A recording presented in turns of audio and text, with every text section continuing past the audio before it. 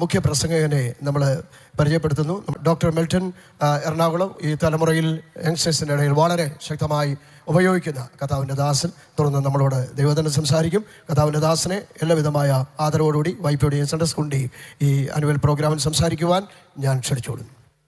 ദൈവത്തിരുനാമത്തിന് മഹത്വം. ഈ ഉച്ചതിരിഞ്ഞ സമയത്ത് അല്പം ഉറക്കക്ഷീണവും ബുദ്ധിമുട്ടുകളൊക്കെ ഉണ്ടാകുന്ന ഒരു സാഹചര്യത്തിലാണ്. നിങ്ങളെപ്പോലെ തന്നെ എനിക്കും അങ്ങനെയൊക്കെ തോന്നി തുടങ്ങിയായിരുന്നു. പക്ഷേ അത് മാറിയത് എപ്പോഴാണെന്നറിയാമോ? ഇവിടുത്തെ കുഞ്ഞുങ്ങളുടെ പ്രോഗ്രാമൊക്കെ കാണുമ്പോൾ, അവർക്ക് നിങ്ങൾ കൊടുക്കുന്ന പ്രോഗ്രാം മാത്രമല്ല, അവർക്ക് നിങ്ങൾ കൊടുക്കുന്ന പ്രോത്സാഹനമൊക്കെ കാണുമ്പോൾ ഉറക്കം വന്നതൊക്കെ പോയി. വളരെ സന്തോഷം തോന്നിയായിരുന്നു. സത്യം പറഞ്ഞാൽ ഇവിടെ പ്രസംഗിക്കുന്നതൊക്കെ കേൾക്കുമ്പോൾ ഞങ്ങളെപ്പോലെയുള്ള ഗസ്റ്റിനെയൊക്കെ വിളിച്ച് സമയം കളയേണ്ട ആവശ്യമില്ല എന്നൊരു ചിന്താഗതിക്കാരനാണ് ഞാൻ. കാരണം ഞാനും യുവജനങ്ങളുടെ മധ്യേ പ്രവർത്തിക്കുന്ന ഒരുവനാണ്. അവർ അധികം നമ്മുടെ മീറ്റിങ്ങുകളിൽ തിളങ്ങണം എന്ന് കൊതിക്കുന്ന ഒരു സ്വഭാവക്കാരനാണ് ഞാൻ. എറണാകുളം സെൻട്രൽ PYPAയിൽ പ്രസിഡൻ്റായി പ്രവർത്തിക്കുന്നു. അപ്പോൾ തന്നെ എനിക്ക് ലഭിക്കുന്ന അവസരങ്ങളിലെല്ലാം ദൈവനാമത്തെ ഉയർത്തുവാനും ജോലിയോടൊപ്പം ബിസിനസ്സിനോടൊപ്പവും ആയിരിക്കുന്നു.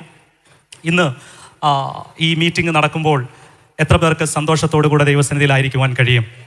സന്തോഷത്തോടെ ദൈവത്തിന് നന്ദി പറയാമോ? കഴിഞ്ഞ ആനുവൽ മീറ്റിംഗ് തുടങ്ങി ഇന്ന് ഈ ഇരിക്കുന്ന ഈ 2026 ആനുവൽ മീറ്റിംഗ് വരെയും ദൈവം നമ്മെ സൂക്ഷിച്ചതിനായി നന്ദി പറയാമോ? നമ്മുടെ തലമുറകളെ കരുതിയതിനായി നന്ദി പറയാമോ? വഷളായി പോകാതെ വണ്ണം അവരുടെ കൂട്ടുകെട്ടുകളെ ദൈവം സൂക്ഷിച്ചതിനായി നന്ദി പറയാമോ? നമ്മയും നമ്മുടെ തലമുറകളെയും നമ്മുടെ നല്ലവനായ ദൈവം അവൻ്റെ അഗ്നിമയമായ ഹല്ലേലൂയ തീ മതിലിനാൽ കാത്തു സൂക്ഷിച്ചതിനായി നന്ദി പറയാമോ? അല്പസമയം എല്ലാ തരങ്ങളും നന്ദിയോടെ സ്തോത്രം ചെയ്താട്ടെ. കൊയർ പ്ലീസ്, ബ്രദേഴ്സ് എഫ് പ്ലീസ് എല്ലാ തരങ്ങളും അല്പസമയം ചലിക്കട്ടെ. നിങ്ങളുടെ തലമുറകളെ നിങ്ങളൊന്ന് ഓർത്തേ. നിങ്ങളുടെ കൂടെയുള്ള നിങ്ങളുടെ സഭയിലെ തലമുറകളെ ഒന്ന് ഓർത്തേ. ഹല്ലേലൂയ. നിങ്ങളുടെ മക്കളെ ഒന്ന് ഓർത്തേ. ഹല്ലേലൂയ. നിങ്ങളുടെ അയൽപക്കങ്ങളിലുള്ള തലമുറകളെ ഒന്ന് ഓർത്തേ. കഴിഞ്ഞ നാളുകളിൽ ദൈവം നമ്മെ നടത്തിയല്ലോ. ഹല്ലേലൂയ. വെറുതെ അല്ല. നിങ്ങളുടെ ഓരോരുത്തരുടെയും പ്രാർത്ഥന അതിൻ്റെ പുറകിലുണ്ട്. ഹല്ലേലൂയ. നിങ്ങളുടെ ഓരോരുത്തരുടെയും കണ്ണുനീർ തുള്ളികൾ അതിൻ്റെ പിന്നിലുണ്ട്. അതുകൊണ്ടത്രേ അവർ ഇപ്പോഴും ദൈവ സന്നിധിയിൽ നിൽക്കുന്നത്. അതുകൊണ്ട് മാത്രമാണ് അവർ ഇപ്പോഴും ദൈവത്തെ ആരാധിക്കുന്നത്. അതുകൊണ്ട് മാത്രമാണ് അവർ ഇപ്പോഴും നിങ്ങളെ അനുസരിച്ച്, മാതാപിതാക്കളെ, ദൈവദാസന്മാരെ, സഭയെ അനുസരിച്ച് നിങ്ങൾക്ക് കീഴ്പ്പെട്ടിരിക്കുന്നത്. ദൈവത്തിനൊന്ന് നന്ദി പറഞ്ഞാട്ട്. നന്ദി യേശുവേ, നന്ദി യേശുവേ, നന്ദി യേശുവേ, നന്ദി യേശുവേ, നന്ദി യേശുവേ, നന്ദി യേശുവേ, നന്ദി യേശുവേ, നന്ദി യേശുവേ. Hallelujah,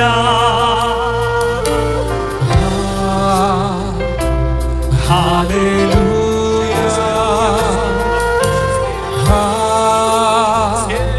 hallelujah, hallelujah. നന്ദി യേശുവേ, നന്ദി യേശുവേ, നന്ദിയോടെ സ്തുതിക്കുന്ന കർത്താവേ, ഞങ്ങളുടെ തലമുറകളെ പരിപാലിച്ചതിനായി, ഞങ്ങളുടെ സഭകളെ സൂക്ഷിച്ചതിനായി, ഞങ്ങളുടെ കുഞ്ഞുമക്കളെ കാത്തു പരിപാലിച്ചതിനായി കർത്താവേ, ഞങ്ങൾ ഒരുമിച്ച് നന്ദിയോടെ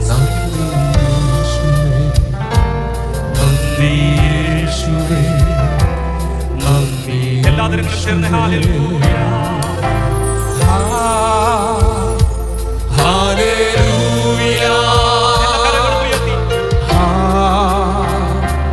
ഹല്ലേലൂയ,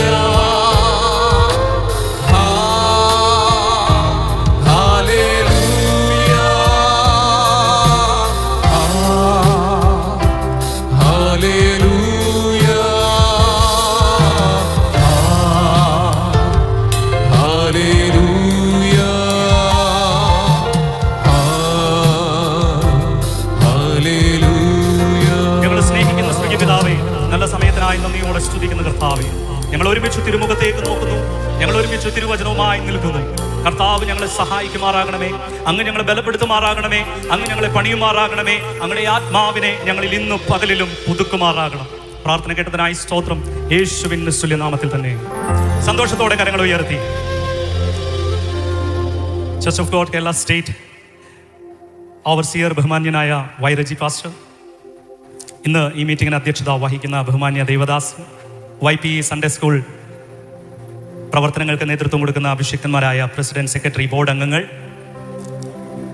ഈ സംഘടനയുടെ പ്രവർത്തനങ്ങളിൽ വിവിധ മേഖലകളിൽ ഇതര ചുമതലകൾ വഹിക്കുന്ന എല്ലാ ദൈവഭൃത്യന്മാർ, ഇന്ന് ഈ മീറ്റിങ്ങിൽ പങ്കെടുക്കുന്ന എല്ലാ ദൈവമക്കൾക്കും, സഭയുടെ മൂപ്പന്മാർ എല്ലാവർക്കും വീണ്ടും വരുന്നവനായ യേശു ക്രിസ്തുവിൻ്റെ നിസ്തുല്യ നാമത്തിൽ എൻ്റെ സ്നേഹ വന്ദനത്തെ അറിയിക്കുന്നു. കഴിഞ്ഞ ദിവസങ്ങളിലായി അടുപ്പിച്ച് ഈ തീം നാം ധ്യാനിച്ചു കൊണ്ടിരിക്കുകയാണ്, കർത്താവിൻ്റെ മടങ്ങിവരവ്, അതിനായിട്ടുള്ള സഭയുടെ ഒരുക്കം. ഞാൻ പോയി നിങ്ങൾക്ക് സ്ഥലം ഒരുക്കിയതിന് ശേഷം ഞാൻ പിന്നെയും വന്ന് ഞാൻ ഇരിക്കുന്നിടത്ത് നിങ്ങളെയും ഇരുത്തേണ്ടതിന് ഞാൻ പിന്നെയും വന്ന് ചേർത്ത് കൊള്ളും എന്നരുളി ചെയ്ത് സ്വർഗാരോഹണം ചെയ്ത അന്ന് മുതൽ തുടങ്ങിയതാണ് സഭയുടെ ഒരുക്കം. സ്വർഗാരോഹണം ചെയ്തു പോയപ്പോൾ അവൻ തനിയെ പോവുകയല്ല ചെയ്തത്, അവൻ നമ്മെ കൈവിട്ടിട്ട് പോവുകയല്ല ചെയ്തത്.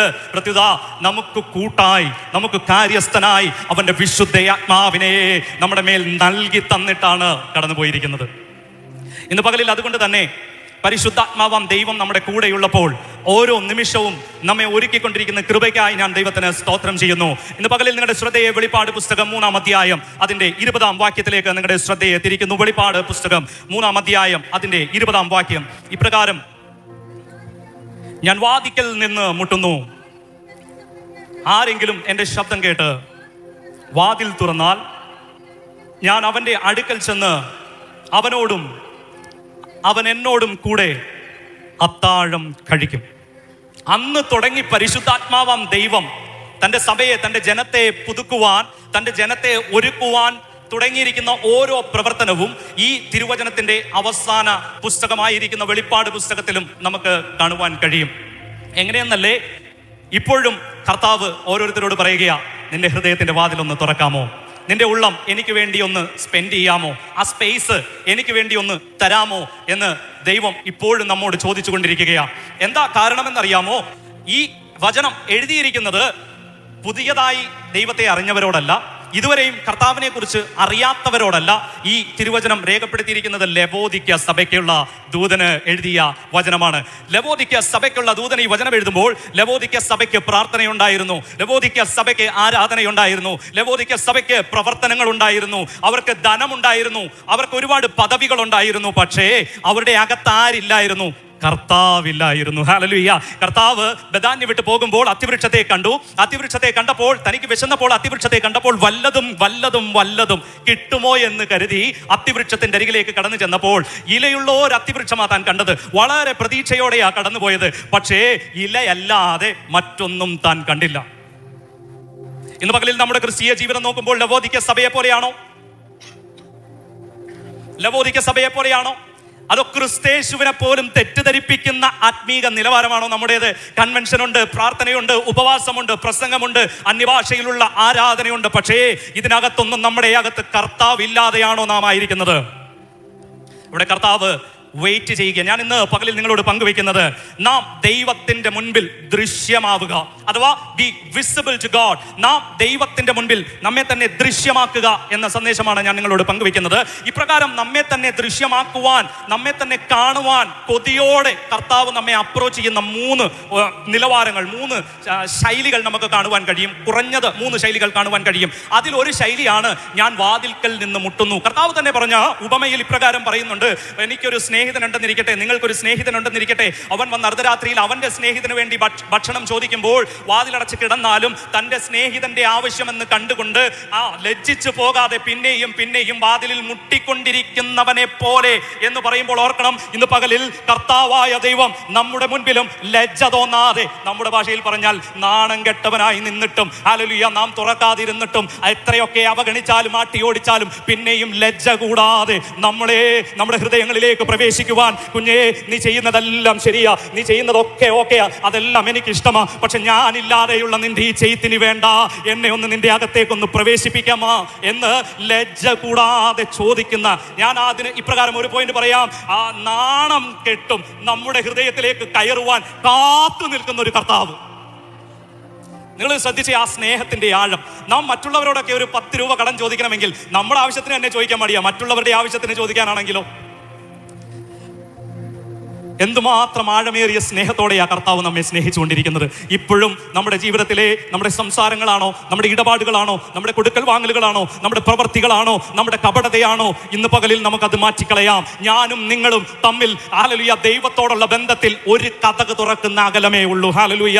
നോക്കുക, ഒരു കതക് തുറക്കുന്ന അകലം. ഞാൻ കതക് തുറന്നാൽ, നിങ്ങൾ ഓരോരുത്തരും കതക് തുറന്നാൽ അവനകത്തേക്ക് വരും. അവനകത്തേക്ക് വന്ന് വെറുതെ പോകാനല്ല, അവൻ നിന്റെ കൂടെ ഇരിക്കും. നിന്റെ കൂടെ അവൻ അത്താഴം കഴിക്കും. എന്ന് പറഞ്ഞാൽ അവൻ ഭക്ഷണം കഴിച്ചാൽ തിരിച്ചറിഞ്ഞോണം, അതിനപ്പുറത്ത് നിന്നെ ഒരു സ്വസ്ഥതയിലേക്ക് പ്രവേശിക്കുകയാ. നിന്റെ ജീവിതത്തിൽ ഭാരങ്ങളില്ല, പ്രയാസങ്ങളില്ല, കഷ്ടതകളില്ല എന്നല്ല, എല്ലാം ഉണ്ട്. പക്ഷെ കഷ്ടതയിലും നീ പാടും. ഹല്ലേലൂയ. പ്രതിസന്ധിയിലും നീ നൃത്തം ചെയ്യും. ഹല്ലേലൂയ. നഷ്ടങ്ങളിലും നീ പതറാതെ ഹല്ലേലൂയ ഉറച്ചു നിൽക്കുന്ന പർവ്വതം പോലെ നിൽക്കും. കാരണം എന്താണെന്നറിയാമോ? നിന്റെ അകത്തിരിക്കുന്നവൻ മരിച്ച് അടക്കം ചെയ്ത് ഉയർത്തെഴുന്നേറ്റ് ഹല്ലേലൂയ സ്വർഗത്തിൽ പിതാവിന്റെ ഒപ്പം ഇരിക്കുന്നവനത്രേ. അവൻ സകലത്തെയും ജയിച്ചവനത്രേ. നാണമില്ലാതെ നമ്മുടെ സമയത്തിന് വേണ്ടി കെഞ്ചുന്ന, നമ്മുടെ ജീവിതത്തിന് വേണ്ടി കെഞ്ചുന്ന ആ കാൽവറിയിലെ ആ സ്നേഹത്തെ ഇന്ന് പകലിൽ നാം ഓർക്കണം. വെളിപ്പാട് പുസ്തകം 3-ാം അധ്യായത്തിൽ സ്നേഹത്തോടെ, ലജ്ജ കൂടാതെ നമ്മുടെ ഹൃദയത്തിൽ വാഴുവാൻ, നമ്മോട് കൂടെ വസിക്കുവാൻ, നമ്മെ കാണുവാൻ കൊതിയോടെ കർത്താവ് നിൽക്കുമ്പോൾ ഈ കതക് തുറന്നാൽ നമുക്ക് നമ്മെ തന്നെ ദൈവത്തിന് ദൃശ്യമാക്കുവാൻ കഴിയും. നമ്മുടെ ഹൃദയത്തിന്റെ വാതിലൊന്ന് തുറന്നാൽ നമുക്ക് നമ്മെ തന്നെ ദൃശ്യമാക്കുവാൻ കഴിയും. ദൈവം ആഗ്രഹിക്കുന്നത് നീ വീണുപോയെങ്കിലും നിന്നെ വിട്ടുകളയാനല്ല. ഒരു തമിഴ് സംഗീത ഒരു പാട്ടുകാരൻ, എല്ലാവർക്കും അറിയാവുന്നതാണ്, brother John Jebaraj, pastor John Jebaraj. അദ്ദേഹം ഇങ്ങനെ ഒരു വരി എഴുതിയിട്ടുണ്ട്. കൈവിട്ട് ഓടിപ്പോയാലും നമ്മളെ തള്ളിക്കളയാൻ കഴിയാത്തവനെ നമ്മൾ എങ്ങനെ കൈവിട്ട് ഓടിപ്പോകും? ആ വരി എനിക്ക് ആ തമിഴിൽ പറയാൻ പെട്ടെന്ന് ഓർമ്മ വരുന്നില്ല. അവനെ തള്ളി ഓടിപ്പോയാലും നമ്മളെ കൈവിട്ട് നമ്മളെ തള്ളിക്കളയുവാൻ കഴിയാത്തവനെ എങ്ങനെ വിട്ടു നാം ഓടിപ്പോകുമെന്ന്. ഹല്ലേലൂയ. ഉൽപ്പത്തി പുസ്തകം 3-ാം അധ്യായത്തിലേക്ക് വെളിപ്പാടിൽ നിന്ന് ചെറുതായി കാലെടുത്ത് വെച്ചാൽ നമുക്ക് അവിടെയും കാണാൻ കഴിയും. ആദ്യം ലജ്ജ കൂടാതെ സ്നേഹത്തോടെ നമ്മെ കാത്തു നിൽക്കുന്ന കർത്താവിനെ കാണുമ്പോൾ ഉൽപ്പത്തി പുസ്തകം 3-ാം അധ്യായത്തിൽ തന്റെ സൃഷ്ടിയോടുള്ള സ്നേഹത്തെ, തന്റെ സൃഷ്ടിയോടുള്ള കരുതലിനെ കണ്ടുകൊണ്ട്, സൃഷ്ടി പാപം ചെയ്ത് അവനിൽ നിന്ന് അകന്നുപോയി ദിവ്യ തേജസ് നഷ്ടപ്പെടുത്തിയപ്പോൾ അവന്റെ അരികിലേക്ക് വരുന്ന ഒരു ഭാഗം 3-ാം അധ്യായം 7 മുതൽ 10 വരെയുള്ള വാക്യങ്ങളിൽ ഇപ്രകാരം എഴുതുന്നു. ഉടനെ ഇരുവരുടെയും കണ്ണു തുറന്നു, തങ്ങൾ നഗ്നരെന്നറിഞ്ഞു, അത്തിയില കൂട്ടിത്തുന്നി തങ്ങൾക്ക് അരയാടയുണ്ടാക്കി. വെയിലാറിയപ്പോൾ, ശ്രദ്ധിക്കണം, വെയിലാറിയപ്പോൾ യഹോവയായ ദൈവം തോട്ടത്തിൽ നടക്കുന്ന ഒച്ച അവർ കേട്ടു. മനുഷ്യനും ഭാര്യയും യഹോവയായ ദൈവം തങ്ങളെ കാണാതിരിപ്പാൻ തോട്ടത്തിലെ, യഹോവയായ ദൈവം തങ്ങളെ കാണാതിരിപ്പാൻ തോട്ടത്തിലെ വൃക്ഷങ്ങളുടെ ഇടയിൽ ഒളിച്ചു. യഹോവയായ ദൈവം മനുഷ്യനെ വിളിച്ചു, നീ എവിടെ എന്ന് ചോദിച്ചു. നമ്മുടെ ജീവിതത്തിൽ ഹല്ലേലൂയ നാം വളരെ കരുതിക്കൊണ്ട് നടന്ന, വളരെ കെയർ ചെയ്ത്, വളരെ ബഹുമാനം നൽകി, വളരെയധികം കൂടെ കൊണ്ടു നടന്ന പലരും നമുക്ക് ഇഷ്ടമില്ലാത്തത് ചെയ്താൽ നീ എവിടെയെന്നല്ല ചോദിക്കുക, നീ ആരാന്നാ ചോദിക്കുക. അതിനപ്പുറം പോയാൽ നീ ഏതാന്ന് ചോദിക്കും. അവിടെ ആ സ്ഥാനത്ത് തൻ്റെ സ്വന്തം കൈകൊണ്ട്, തൻ്റെ സ്വരൂപത്തിലും തൻ്റെ സാദൃശ്യത്തിലും ഉണ്ടാക്കിയ മനുഷ്യൻ പാപം ചെയ്ത് തന്നിൽ നിന്ന് അകന്നു പോയപ്പോഴും അവനെ വിട്ട് കളയാൻ മനസ്സില്ലാത്ത ദൈവം ഏതെന്തോ ഓട്ടത്തിലേക്ക് ഇറങ്ങി വരികയാ. അവിടെ വന്നിട്ട് നീ ആരാണെന്നോ നീ ഏതാണെന്നോ അല്ല ചോദിച്ചത്, നീ എവിടെയാന്നാ ചോദിച്ചത്. നോക്കിക്കേ, വചനം ഇപ്രകാരം പറയുന്നു, സകലതും അവന്റെ കണ്ണിന് മുൻപിൽ നഗ്നവും മലർന്നതും അത്രേ. പിന്നെന്താ കർത്താവേ, പിന്നെന്താ ദൈവമേ, നീ കണ്ടില്ലയോ ഇവൻ ഒളിച്ചിരിക്കുന്നത്? എന്തുകൊണ്ട് നീ കണ്ടില്ല? നോ, അവൻ കാണാതിരുന്നതല്ല, പ്രത്യുത അവൻ നിന്നെ തന്നെ വെളിപ്പെടുത്തുവാൻ ആഗ്രഹിക്കുന്നു. അതിനകത്ത് ദൈവം ആഗ്രഹിക്കുന്നത് നിന്റെ സമർപ്പണമാണ്. നിനക്ക് വേണമെങ്കിൽ ഇനിയും മറഞ്ഞിരിക്കാം, ഇനിയും ഹല്ലേലൂയ നിനക്ക് അത്തിയില കൊണ്ട് അരയാട ഉണ്ടാക്കി നിനക്ക് ധരിക്കാം, ഇനിയും നിനക്ക് ദൈവത്തിന്റെ ദൃഷ്ടിയിൽ നിന്ന് മാറിയിരിക്കാം. പക്ഷേ നിന്നെ തള്ളിക്കളയാൻ അവന് മനസ്സില്ലാത്തത് കൊണ്ട് വീണ്ടും അവൻ നിന്റെ അടുക്കലേക്ക് വരികയാ. കടന്നു വന്നിട്ട് പറയുന്നു, നീ എവിടെ? അവനറിയാം നീ എന്തുകൊണ്ടാണ് മാറിയിരിക്കുന്നത്. അവനറിയാം നിന്റെ ജീവിതത്തിൽ വന്ന തെറ്റെന്താണെന്ന്. അവനറിയാം നീ എത്ര സമയം നിന്നെ കൊണ്ട് മാറിയിരിക്കുവാൻ കഴിയുമെന്ന്. പക്ഷെ എന്നാലും അവൻ ചോദിക്കുക, നീ എവിടെയാണ്? ഒരു സൃഷ്ടാവിന്റെ വേദനയോടെയുള്ള ചോദ്യം, മനുഷ്യ നീ എവിടെ? അവിടെ ആ ചോദ്യത്തിന്റെ മുൻപിൽ വേണമെങ്കിൽ മറുപടി പറയാതെ വീണ്ടും ഒളിവിൽ തന്നെ തുടരാമായിരുന്നു. പക്ഷെ അവിടെയാണ് ദൈവത്തിന്റെ സൃഷ്ടിപ്പിന് ദൈവവുമായുള്ള കണക്ഷൻ മനസ്സിലാകുന്നത്. അവന് മനസ്സിലായി, ഇനി ഒരുപാട് നാളൊന്നും ഒളിച്ചു വെക്കാൻ പറ്റത്തില്ല, പുറത്തു വന്നേ പറ്റത്തുള്ളൂ. I have to be visible to God. ഞാൻ എൻ്റെ ദൈവത്തിന്റെ മുൻപിൽ ദൃശ്യമായാലേ മതിയാകൂ. അങ്ങനെ അവൻ ദൈവത്തിന്റെ മുൻപിൽ ദൃശ്യമാവുകയാ. നോക്കുക, വെയിൽ അറിയപ്പോൾ എന്ന പദം അവിടെ രേഖപ്പെടുത്തിയിരിക്കുന്നു. മനുഷ്യൻ പാപം ചെയ്ത് ദൈവത്തിൽ നിന്ന് അകന്നുപോയി തേജസ് നഷ്ടപ്പെട്ട ഉടനെ വെട്ടുവാൻ വാളുമായിട്ട് വന്നില്ല, അവൻ കാത്തിരുന്നു. എന്നും വരുന്നത് പോലെ കാത്തിരുന്നു. വെയിലാറുന്നത് വരെ കാത്തിരുന്നു. വെയിലാറിയപ്പോൾ ദൈവത്തിന് മനസ്സിലായി, ഇനിയും ഞാൻ പോകുവാൻ താമസിച്ചാൽ ഹല്ലേലൂയ ഈ വെയിലത്ത് ഇത്രയും നേരം അവർ തുന്നി ഉണ്ടാക്കിയ അത്തിയില വാടിപ്പോകും. അവന്റെ ശ്രമങ്ങളെല്ലാം പരാജയപ്പെടും. ഈ ശ്രമങ്ങളെല്ലാം പരാജയപ്പെട്ടു പോയാൽ അവൻ വീണ്ടും എൻ്റെ മുൻപിൽ നിന്ദിതനായി തീരും. അവർ തമ്മിൽ ലജ്ജിതരായി തീരും. അങ്ങനെ വരുവാൻ ഞാൻ എൻ്റെ സൃഷ്ടിയെ സമ്മതിക്കത്തില്ല. അതിന് ഞാൻ അവനെ വിട്ടുകൊടുക്കത്തില്ല. വെയിലാറിയപ്പോൾ മനുഷ്യന്റെ സകല പ്രയത്നങ്ങളും അവസാനിക്കുമെന്ന സാഹചര്യം വന്നപ്പോൾ, സ്ഥിതി വന്നപ്പോൾ ദൈവം ഏദൻ തോട്ടത്തിലേക്ക് ഇറങ്ങി വന്നു. ഒച്ച കേട്ടപ്പോൾ മനുഷ്യന് മനസ്സിലായി, വരുന്നത് ദൈവമാണെന്ന്. എങ്ങനെ മനസ്സിലായി? ഇന്നലകളിൽ ഈ ഒച്ച ഞാൻ കേട്ടിരുന്നു, ഇന്നലകളിൽ ഈ ശബ്ദം ഞാൻ കേട്ടിരുന്നു, ഇന്നലകളിൽ ഞാൻ അറിഞ്ഞിരുന്നു എൻ്റെ ദൈവം വരുന്ന ആ ശാന്തസുന്ദരമായ ശബ്ദം. പക്ഷെ ഇന്ന് പാപം ആ ശബ്ദം കേൾക്കുന്നുവെങ്കിലും പ്രതികരിക്കുവാൻ കഴിയാറവണ്ണം എന്നെ ഒളിപ്പിക്കുന്ന അനുഭവത്തിലാണ്. കർത്താവിനോടൊരു വാക്ക് പറയാമോ? കർത്താവേ, ഇന്നലകളിൽ ഞാൻ അനുഭവിച്ച ദൈവസ്നേഹം, ഇന്നലകളിൽ ഞാൻ അനുഭവിച്ച ദൈവ സാന്നിധ്യം, കഴിഞ്ഞ നാളുകളിൽ ഞാൻ അനുഭവിച്ച ദൈവവുമായുള്ള കൂട്ടായ്മ, നിന്റെ ശബ്ദം മുഖാമുഖം കേട്ടത് കർത്താവേ, അതിലേക്ക് എനിക്ക് മടങ്ങി പോകുവാൻ തടസ്സമായി എന്റെ ജീവിതത്തിലുള്ള പാപം എന്നെ മറച്ചു കളയുമ്പോൾ, അടിയനോട് സംസാരിക്കണവേ, അടിയനെ അങ്ങയുടെ കരങ്ങളിലേക്ക് സമർപ്പിക്കുന്നെന്ന് ഇന്ന് പകലിൽ കരയുവാൻ തയ്യാറാണോ? ദൈവത്തിന്റെ രണ്ടാമത്തെ നിലപാടിലുള്ള ചോദ്യത്തിന് ഉത്തരം കൊടുക്കുവാൻ നിനക്ക് കഴിയും. സൃഷ്ടാവ് എന്ന നിലയിൽ ഹല്ലേലൂയ തന്റെ പേറ്റന്റ് പ്രോഡക്റ്റിനെ ഹല്ലേലൂയ ഒരു മനുഷ്യൻ വിട്ടുകൊടുക്കത്തില്ലെങ്കിൽ, എത്ര വില മതിച്ചാലും വിട്ടുകൊടുക്കത്തില്ലെങ്കിൽ ദൈവം എങ്ങനെ വിട്ടുകളയും? ഇന്ന് പകലിൽ ആരെങ്കിലും പാപം മൂലം, ആരെങ്കിലും തെറ്റുകൾ മൂലം, ആരെങ്കിലും കുറവുകൾ മൂലം ദൈവസന്നിധിയിൽ നിന്ന് ഇന്നലകളിൽ കേട്ട ദൈവശബ്ദം കേൾക്കുവാൻ കഴിയാതെ വണ്ണം മറഞ്ഞിരിക്കുന്നവരാണോ? I have to tell you, you have to be visible. ഇന്ന് തന്നെ, ഇപ്പോൾ തന്നെ ഏറ്റു പറഞ്ഞാൽ ഹല്ലേലൂയ അവന്റെ മുൻപിൽ നിനക്ക് വിസിബിൾ ആകുവാൻ, അവന്റെ മുൻപിൽ നിന്നെ തന്നെ ദൃശ്യമാക്കുവാൻ, നിന്നെ തന്നെ കാണിക്കുവാൻ നിനക്ക് അവസരമുണ്ട്.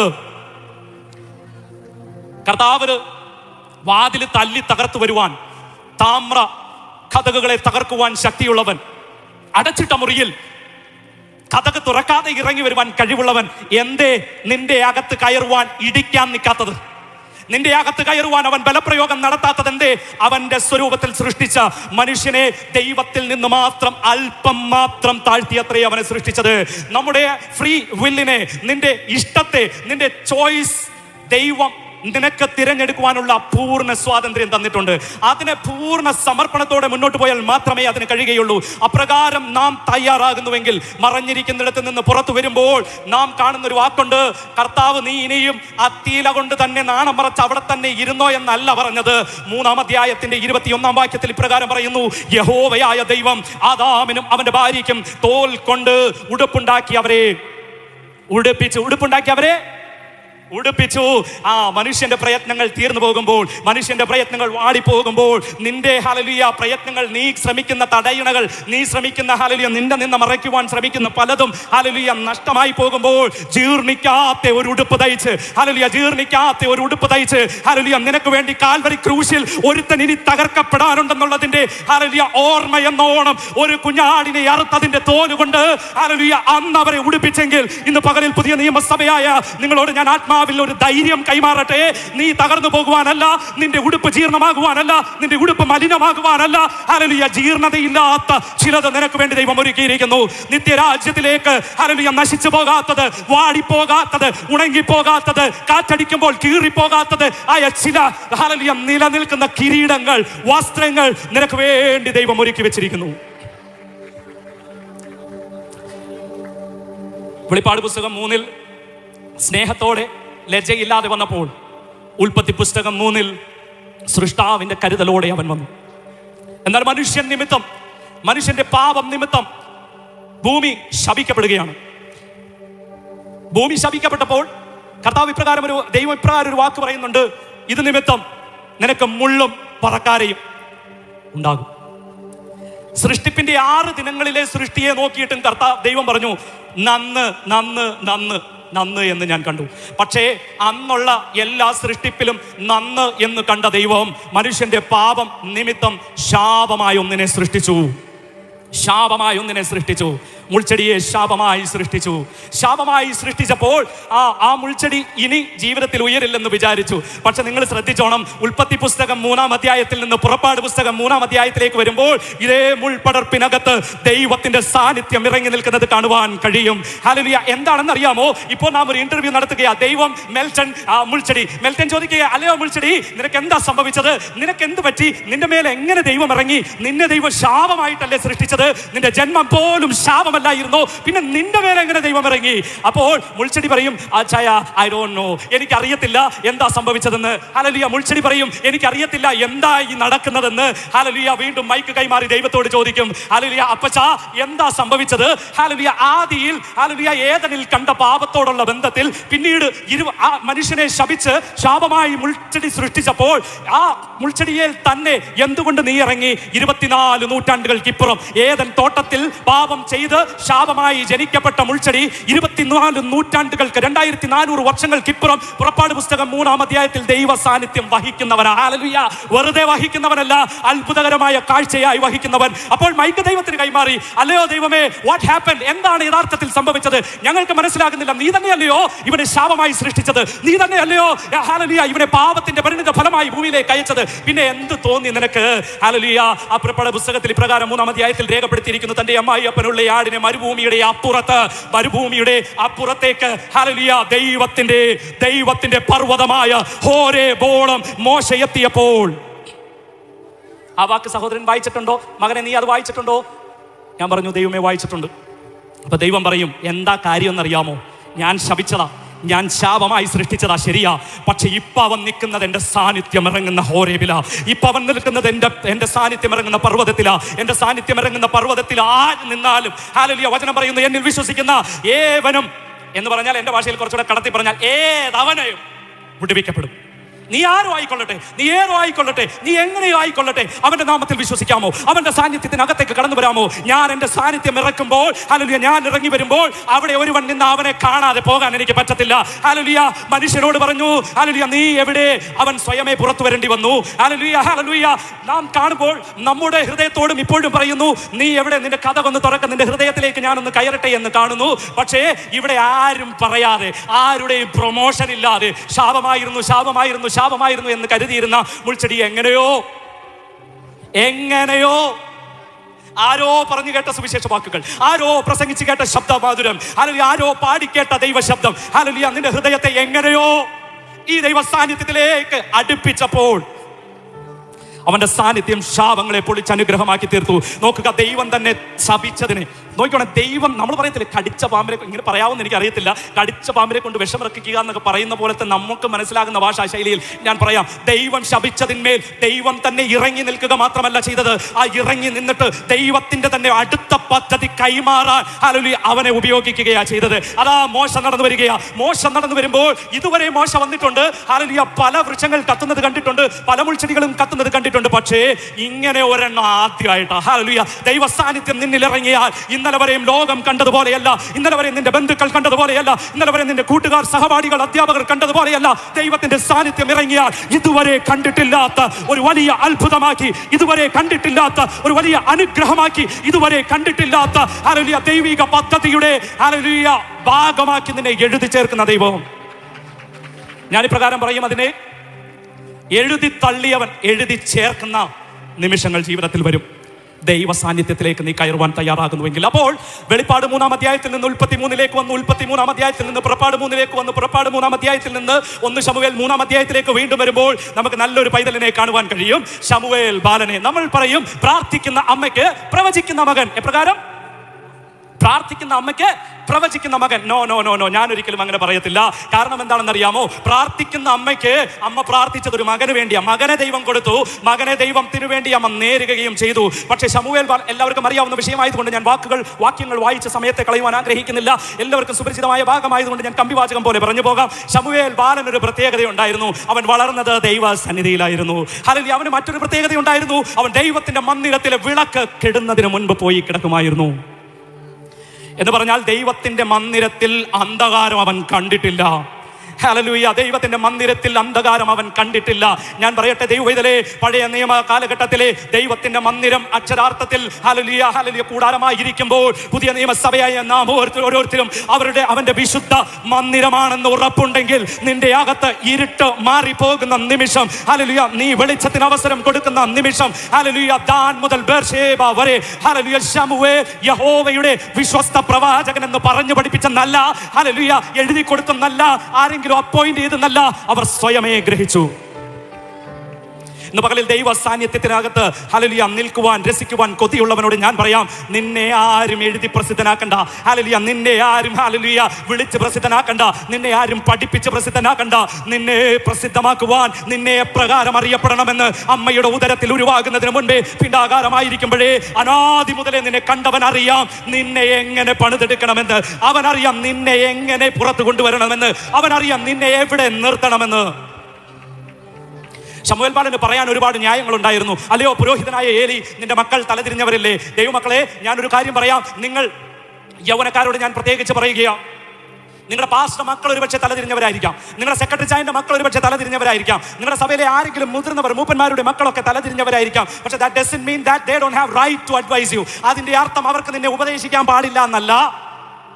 ഇവിടെ ദൈവത്തിന്റെ ശബ്ദം കേട്ട് എന്താണെന്ന് അറിയാൻ വേണ്ടിയിട്ട് ഏലിയുടെ അടുത്തേക്ക് ചെന്നപ്പോൾ ഏലി പറയുന്ന ആ അഡ്വൈസ് സ്വീകരിക്കുന്ന സമയത്ത് വേണമെങ്കിൽ ശമൂവേൽ ബാലന് പറയാം, നിന്റെ സ്വന്തം മക്കളെ നന്നാക്കാൻ നിനക്ക് പറ്റിയില്ല, പിന്നെയാണോ നീ എനിക്ക് അഡ്വൈസ് ചെയ്യുന്നത്? നോ. ദൈവമക്കളെ, ഞാൻ പറയാം, നിങ്ങളുടെ ദൈവദാസന്മാർ, നിങ്ങളുടെ ഹല്ലേലൂയ ജീവിതത്തിൽ നിങ്ങൾ കാണുന്ന പലർക്കും സാക്ഷ്യമില്ലായിരിക്കാം. പലർക്കും ഹല്ലേലൂയ കൂടെ ആരാധിക്കുന്നവർക്ക് ഒരുപക്ഷെ സാക്ഷ്യമില്ലായിരിക്കാം. നിങ്ങളുടെ ബന്ധപ്പെട്ടവർക്ക് സാക്ഷ്യമില്ലായിരിക്കാം. പക്ഷേ നിന്നെ വിളിച്ചത് ഇവരാരുമല്ല. ഹല്ലേലൂയ നിന്നെ വിളിച്ചത്, നിന്നെ മെനഞ്ഞത്, ഹല്ലേലൂയ നിന്നെ സൃഷ്ടിച്ചവന്റെ സാന്നിധ്യത്തിന് വേണ്ടി നീ കൊതിക്കുന്നുവെങ്കിൽ നിന്നെ മറികടന്നവൻ പോകയില്ല. മനുഷ്യനോടും ആദമിനോടും നമ്മളോടും ദൈവം സാഹചര്യത്തിന് വേണ്ടി ചോദിക്കുന്നു, പുറത്തു വാ, ബി വിസിബിൾ, നീ മുന്നിൽ വാ, നിന്നെ ഒന്ന് കാണട്ടെ എന്ന് പറയുമ്പോൾ ശമൂവേൽ ബാലൻ എന്ത് ചെയ്തെന്നറിയാമോ? ആരും പറയാതെ തന്നെ താൻ വെളിപ്പെടുത്തി. അവിടെയും ദൈവം ഹല്ലേലൂയ അവന്റെ നീതി പ്രവർത്തിച്ചു. ഞാൻ സന്തോഷത്തിന് വേണ്ടി, ഉത്സാഹത്തിന് വേണ്ടി ഒരു വാക്കുകൂടെ ഞാൻ ഓർപ്പിക്കാം. ദാവീദിനെ കുറിച്ച് നാം പഠിക്കുമ്പോൾ ദാവീദിന് കിന്നര വായനയിൽ അവൻ നിപുണനായിരുന്നു. നിങ്ങൾ നോക്കി, ദാവീദിന്റെ ജീവിതത്തിൽ അവന്റെ സ്റ്റേഡിയം, അവന്റെ ഗ്രൗണ്ട് എന്ന് പറയുന്നത്, ഗ്രൗണ്ടിലെ സദസ്സിലെ ഹല്ലേലൂയ ഓഡിയൻസ് എന്ന് പറയുന്നത് ആടുകളായിരുന്നു. അവന്റെ സ്റ്റേജ് എന്ന് പറയുന്നത് ഈ ആടുകൾക്കുള്ള മേച്ചിൽപ്പുറങ്ങളായിരുന്നു. നോക്കുക, ഒരിക്കൽ പോലും ഒരു കേൾവിക്കാരൻ പോലും തനിക്കില്ലാതിരുന്നിട്ടും കിട്ടിയ സന്ദർഭങ്ങളിലെല്ലാം ദൈവത്തെ തന്റെ ഹല്ലേലൂയ കിന്നരം കൊണ്ട് പാടി ആരാധിച്ചപ്പോൾ അവൻ അറിഞ്ഞില്ല, കൊട്ടാരത്തിൽ നിന്നെ കുറിച്ച് സാക്ഷ്യം പറയുവാൻ ചില കണ്ണുകൾ നിന്നെ കണ്ടിട്ടുണ്ടെന്ന്. ഹല്ലേലൂയ അവൻ അറിഞ്ഞില്ല, കൊട്ടാരത്തിൽ നിനക്ക് വേണ്ടി പറയുവാൻ ചിലതിനെ ദൈവം എഴുന്നേൽപ്പിക്കുന്ന ദിനങ്ങൾ മുൻപിലുണ്ടെന്ന്. നോക്കുക, അവൻ ആരാധിച്ചു, അവൻ പാടി, ഹല്ലേലൂയ അവൻ കർത്താവിനെ മഹത്വപ്പെടുത്തിയപ്പോൾ മനുഷ്യനാണ് ഉയർത്തിയതെങ്കിൽ മെൽട്ടൺ എങ്ങനെയുണ്ട്? 1000 പേരുടെ മീറ്റിങ്ങിനൊക്കെ പ്രസംഗിക്കാൻ കൊള്ളാം. മെൽട്ടൺ എങ്ങനെയുണ്ട്? 1000 മീറ്റിംഗ് കഴിഞ്ഞ് കഴിഞ്ഞാൽ, 1000 പേരുടെ മീറ്റിംഗ് കഴിഞ്ഞാൽ ഒരു 2000 പേരുടെ മീറ്റിങ്ങിന് ഇരിക്കാൻ കൊള്ളാം. ഹല്ലേലൂയ. ഇപ്പോൾ എങ്ങനെയുണ്ട്? 2500 പേരുടെ മീറ്റിങ്ങിന് അദ്ദേഹത്തെ വിളിച്ചാൽ കൊള്ളാം, കുഴപ്പമില്ല. പടിപടിയായി ലോകം ഉയർത്തുമ്പോൾ സർവശക്തനായ ദൈവം എപ്രകാരമാണ് ഉയർത്തുന്നതെന്ന് അറിയാമോ? ഹല്ലേലൂയ. നമ്മുടെ ഭാഷയിൽ പറഞ്ഞ ഓടയിൽ നിന്ന് മേടയിലേക്ക് എന്ന് പറയുന്നത് പോലെ മേച്ചിൽ പുറത്ത് നിന്ന് കൊട്ടാരത്തിലെ ഏറ്റവും കഴിവുള്ള, ഏറ്റവും നിപുണതയുള്ളവന്മാരുടെ മുൻപിൽ ഒരു യോഗ്യതയുമില്ലാതെ വീട്ടുകാർ പോലും തള്ളിക്കളഞ്ഞവൻ വന്ന് നിന്നതിന്റെ കാരണം എന്താണെന്ന് അറിയാമോ? അവൻ എവിടെയാ ായിരുന്നാലും അവിടെ അവൻ ദൈവ സാന്നിധ്യം അനുഭവിച്ചു കൊണ്ടിരുന്നു. അവൻ എവിടെയായിരുന്നാലും ദൈവ സാന്നിധ്യത്തിന് വില കൊടുത്തുകൊണ്ടിരുന്നു. അവൻ ദൈവത്തിന്റെ മുൻപിൽ ശമൂവേൽ ബാലനെ പോലെ, ദൈവത്തിന്റെ മുൻപിൽ ദാവീദും വിസിബിൾ ആയിരുന്നു. ഇന്ന് പകലിൽ സഭ, ദൈവമക്കൾ, യൗവനക്കാർ, ഞാൻ നിങ്ങളെ ആത്മാവിൽ ഉദ്ബോധിപ്പിക്കുകയാണ്, നീ ദൈവത്തിന്റെ മുൻപിൽ ദൃശ്യമാക്. ദൈവത്തിന്റെ മുൻപിൽ ദൃശ്യമാക്. രണ്ട് പോയിന്റുകൾ ഞാൻ പറഞ്ഞു. ഒന്ന്, ലജ്ജയില്ലാതെ സ്നേഹത്തോടെ നാണം കെട്ടും നമുക്ക് വേണ്ടി കാത്തു നിൽക്കുന്ന യേശു. രണ്ടാമത്, സൃഷ്ടാവെന്ന നിലയിൽ നമുക്ക് കാണുവാൻ കഴിയുന്ന യേശു. ഞാൻ യൗവനക്കാരോട് 2-3 വാക്കുകൾ കൂടി പറഞ്ഞുകൊള്ളട്ടെ. നിങ്ങളുടെ ജീവിതത്തിൽ ഹല്ലേലൂയ, നിങ്ങൾ യൗവനക്കാരായ മാതാപിതാക്കളോട് ഞാൻ പറയുകയാ, ശമൂവേൽ ബാലൻ അവിടെ പോയപ്പോൾ തെറ്റിപ്പോകുവാനുള്ള സാഹചര്യങ്ങൾ പലതുണ്ടായെങ്കിലും തെറ്റിപ്പോകാതെ ദൈവം നിർത്തിയത് ദൈവ സാന്നിധ്യത്തിന് വേണ്ടിയുള്ള അവന്റെ കൊതി കൊണ്ട് മാത്രമാണെങ്കിൽ ഞാൻ പറയാം, നിങ്ങൾ തലമുറകളെ ഈ കാലഘട്ടത്തിൽ വളർത്തേണ്ടതിന് ദൈവത്തോട് പ്രത്യേക ജ്ഞാനത്തിനും പ്രത്യേക കൃപയ്ക്കും വേണ്ടി പ്രാർത്ഥിച്ചു കൊള്ളണം. വളരെ വക്രത നിറഞ്ഞ ഈ ലോകത്ത്, ഈ കാലഘട്ടത്തിൽ നമ്മുടെ തലമുറകൾ ശോഭിക്കണമെങ്കിൽ നിങ്ങളുടെ പ്രാർത്ഥന മാത്രം പോരാ, നിങ്ങൾ അവർക്ക് വേണ്ടി പ്രയത്നിക്കണം, അവരെ ട്രെയിൻ ചെയ്യണം, അവരെ അതിനുവേണ്ടി നിങ്ങൾ ഒരുക്കിയെടുക്കുവാൻ ഇടയായി തീരണം. വീണ്ടും പറയട്ടെ, യൗവനക്കാരായ സഹോദരങ്ങളോട്, സൺഡേ സ്കൂൾ കുഞ്ഞുങ്ങളോട്, ഹല്ലേലൂയ, ഞാൻ യൗവനക്കാരെ നിങ്ങളോട് ആത്മാവിൽ പറയട്ടെ, നിങ്ങളുടെ അപ്പനും അമ്മയും എവിടെ ദൈവത്തെ ആരാധിക്കുന്നോ അവരോട് കൂടെ ചേർന്ന് അതേ സഭയിൽ ദൈവത്തെ ആരാധിക്കുക. പുറത്ത് പല സഭകളുണ്ടാകും, പുറത്ത് പല ആരാധനകളും നടക്കുന്നുണ്ടാവും. ശരി, അവരൊക്കെ ദൈവത്തെ തന്നെ ആരാധിക്കുന്നത്, നീയും ദൈവത്തെ ആരാധിക്കുന്നത്. പക്ഷേ യോശുവ പറഞ്ഞതുപോലെ ഞാനും എൻ്റെ കുടുംബവുമോ ഞങ്ങൾ യഹോവയെ സേവിക്കും. നിങ്ങൾ ഒരുമിച്ച് ദൈവത്തെ ആരാധിക്കുവാനായിട്ട് ഇടയായി തീരണം. ഞാനത് ആത്മാവിൽ നിങ്ങളോട് പറയുക. ഈ ദിവസങ്ങളിൽ വചനം, വ്യക്തിപരമായ വചന ധ്യാനത്തിൽ, പ്രാർത്ഥനയിൽ യൗവനക്കാർ ഉണർന്നിരിക്കുവാൻ ഞാൻ ആത്മാവിൽ ഓർമ്മിപ്പിക്കുന്നു. നോക്കുക, ഉത്തമഗീതം 2-ാം അധ്യായത്തിന്റെ 14-ാം വാക്യത്തിൽ ഇപ്രകാരം മറ്റൊരു ശൈലി കൂടെ കർത്താവിന്റെ നമുക്ക് കാണുവാൻ കഴിയും. ഏത് ശൈലി? കാന്തൻ തൻ്റെ പ്രേമ കാന്തയോടുള്ള, പ്രാണനാഥന്റെ ആ ഒരു കൊതിയോടെയുള്ള, പ്രേമത്തോടു കൂടെയുള്ള ഒരു ചോദ്യം. നിന്നെ ഞാനൊന്ന് കാണട്ടെ. ഇപ്രകാരം, പാറയുടെ പിളർപ്പിലും കടുന്തൂക്കിന്റെ മറവിലും ഇരിക്കുന്ന എൻ്റെ പ്രാവേ, ഞാൻ നിന്റെ മുഖം ഒന്ന് കാണട്ടെ, നിന്റെ സ്വരം ഒന്ന് ചേർന്ന് പറയാം. എല്ലാവർക്കും വളരെ സുപരിചിതമായ വാക്കാണ്. നമ്മുടെ നാഥൻ ഹല്ലേലൂയ പ്രേമകാന്തൻ പറയുകയാ, പാറയുടെ പിളർപ്പിലും കടുന്തൂക്കിന്റെ മറവിലും ഇരിക്കുന്ന പ്രാവേ എന്നല്ല, എന്റെ പ്രാവേ. ഇന്ന് പകലിൽ നമുക്ക് ഉറപ്പുണ്ടായിരിക്കണം ഞാൻ ആരുടെയാന്ന്. ഇന്ന് പകലിൽ നമുക്കൊരു ധൈര്യം ഉണ്ടായിരിക്കണം ഞാൻ ആരുടെയാന്ന്. എന്റെ പ്രാവേ, ഞാൻ നിന്റെ മുഖം ഒന്ന് കാണട്ടെ, നിന്റെ സ്വരം ഒന്ന് just for once ഞാൻ കേൾക്കട്ടെ. നിന്റെ സ്വരം ഇമ്പമുള്ളതും മുഖം സൗന്ദര്യമുള്ളതുമാകുന്നു. നോക്കുക, ഒരു പ്രാവിനെ സംബന്ധിച്ച് പ്രതികരിച്ച് നിൽക്കുവാൻ കഴിയാത്ത ഒരു ബലഹീന ജീവിയാണ് ആ ജീവി. നേരെ ഒരു പ്രതിസന്ധി വരുമ്പോൾ, ഒരു ജീവഭയം, പ്രാണഭയം വരുമ്പോൾ ആ ജീവി നേരെ പാറയുടെ പിളർപ്പിലും കടുന്തൂക്കിന്റെ മറവിലും ഒക്കെ ഇരിക്കുന്ന സാഹചര്യത്തിൽ അവൻ ചെയ്യുകയാണ്. പാറയുടെ പിളർപ്പിലൊക്കെ ഇരിക്കുന്ന സാഹചര്യത്തിൽ അവൻ ഭയന്ന് പേടിച്ച് ഒഴിഞ്ഞു മാറി നിൽക്കുമ്പോൾ കർത്താവ് പറയുക, നീ ഒന്ന് പുറത്തു വാ. ശരിയാ, നിന്റെ ഭയം, നിന്റെ തകർച്ച, നിന്റെ പാപം, നിന്റെ കുറ്റബോധം, നിന്റെ ഹല്ലേലൂയ മാനസിക സമ്മർദ്ദമൊക്കെ ദൈവത്തിൽ നിന്ന് മറഞ്ഞിരിക്കുവാൻ നിന്നെ പ്രേരിപ്പിക്കുന്നുണ്ടെങ്കിൽ, ഒരുപക്ഷെ പറയുവാൻ പോലും നിന്റെ വാക്കുകൾ നിനക്ക് ഉച്ചരിക്കുവാൻ കഴിയുന്നില്ലെങ്കിലും, നിന്റെ ഇമ്പസ്വരമെന്ന്, മധുരസ്വരമെന്ന് പറഞ്ഞ് കേൾക്കുവാൻ ഇന്ന് പകലിലും നിന്റെ അടുത്ത് വരുന്ന ആ കർത്താവിനെ ഒന്ന് സ്വീകരിക്കാൻ തയ്യാറാകുമോ? ഈ വചനങ്ങളാൽ ദൈവം നമ്മെ എല്ലാവരെയും അനുഗ്രഹിക്കുമാറാകട്ടെ. Be visible to God. Thank you. കർത്താവിന്റെ ദാസൻ കൂടി ദൈവം നൽകിയ നല്ല സന്ദേശത്തിന് വളരെ നന്ദി അറിയിക്കുന്നു. നമ്മുടെ